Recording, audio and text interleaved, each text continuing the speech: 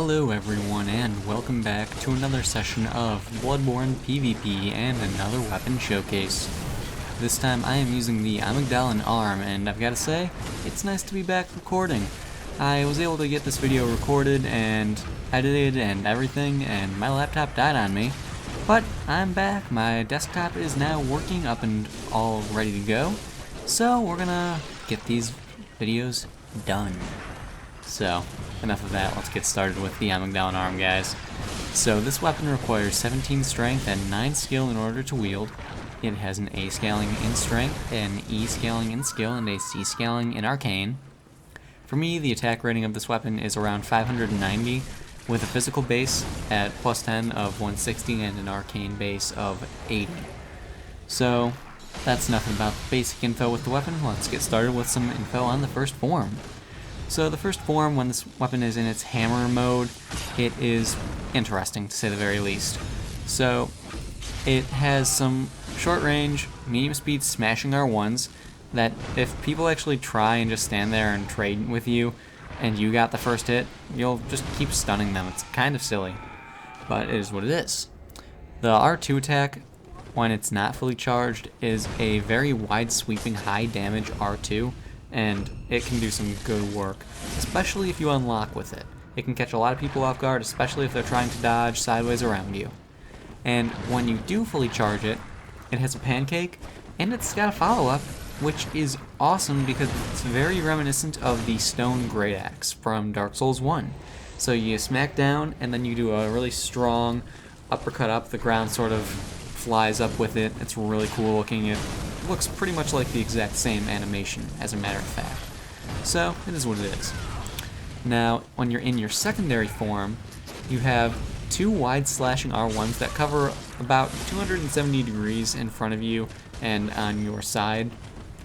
And the second set of R1s, the third and fourth R1 in the combo, are angled slashes going from the bottom left to the top right, and top right to bottom left. So, issue with that is that it leaves a bit of a blind spot along your right side, but really you shouldn't be R1 spamming with such a slow weapon for so long anyway, so it is what it is. Other than that, guys, the secondary form, its backstep R2 is a long-range thrusting attack that looks really cool, and the R2 itself is a double slash, so when you don't charge it fully, it just goes forward and does a double slash, and it looks really cool. When you do fully charge it, it's a triple slash, so it goes down once overhead and then does a slash slash sort of thing. Now, with that, those slashes can actually be interrupted at any time following the first slash, and all you do to interrupt it is just walk.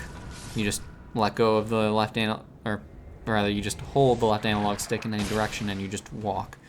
And if you don't want to interrupt your attack, make sure you're not walking, because that will cause an issue, of course. Now, one of my favorite attacks with this weapon, personally, I'm actually a fan of the running R2 attack, and I'm a fan of the transform attack from the second form back to the first form. Those are my two favorite attacks with this thing. Reason being, the running R2 in the secondary form is that wide spinning 360 degree slash. Looks really cool. Not quite sure exactly where the hitboxes are on it. I'm not sure if it's a full 360 degree hitbox. I doubt that it would be, and I actually didn't end up testing that myself. So if you actually do know about that, please in the comments let me know. I'd appreciate that. But with the transform attack from the second form to the first form, it's a pancake. It's hard to complain about that. And if they're not expecting it, you can follow it up pretty nicely with a lot of different things.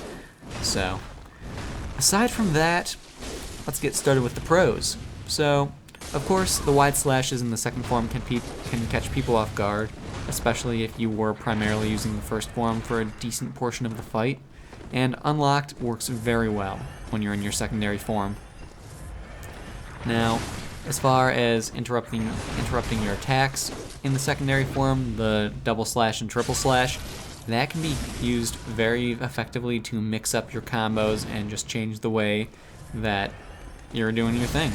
People won't always necessarily be expecting you to, not do the full attack, and that can be a very good thing as well.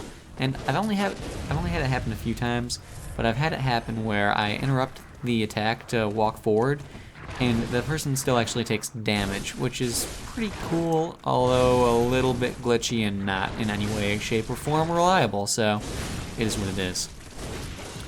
Other than that, the transform attack back from the second form to the first form has really great tracking, and actually is good at following people who wander a little too close when they're dodging towards you. That said, unlocking is of course going to be a bit more of a viable option.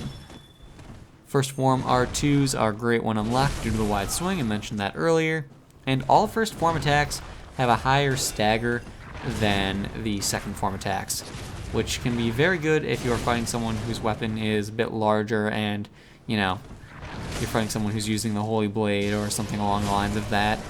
It's generally not a good idea to try and trade, because they will win the trade as far as the stagger is concerned, and you don't want that. You don't want that at all.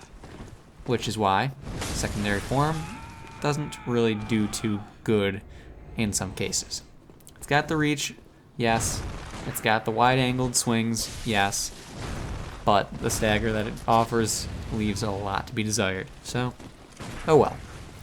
Can't have everything. So, cons of the weapon, aside from what I was just going over, the second form R2 attacks, as I said earlier, the attacks all can be interrupted by you walking forward, but they can also all be disrupted, and by all I mean every single of the slashes can be disrupted. The double slash, the first and second slash can be disrupted, the triple slash, all three can be disrupted, and that's with a gunshot, so it leaves you very, very vulnerable to, well, getting your heart ripped out, for lack of a better term.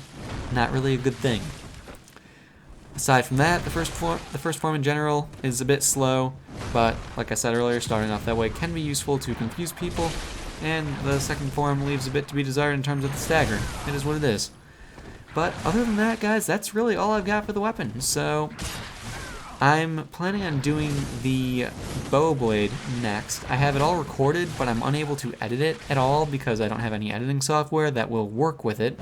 Because for whatever reason, every editing software I've tried has a severe delay with the audio, no matter what I do. So I'm going to have to wait a bit and try and get a hold of the editing software I used to use and see if I can get the license transferred over to my new computer, so on and so forth. Overall, it's a bit of a mess and kind of a pain, so it might be a little while, but I'm trying to do what I can, guys. So hopefully you're not too impatient and not in too much of a rush for me to get all these done. If you are, I'm sorry about that, but there's not much else I can do. So anyway, guys, this is the last fight in the video. I hope you enjoyed. I hope it's not going to be too terribly long until the next one, but if it is, I do apologize. So anyway, I hope you all enjoyed this one, and I will see you all next time.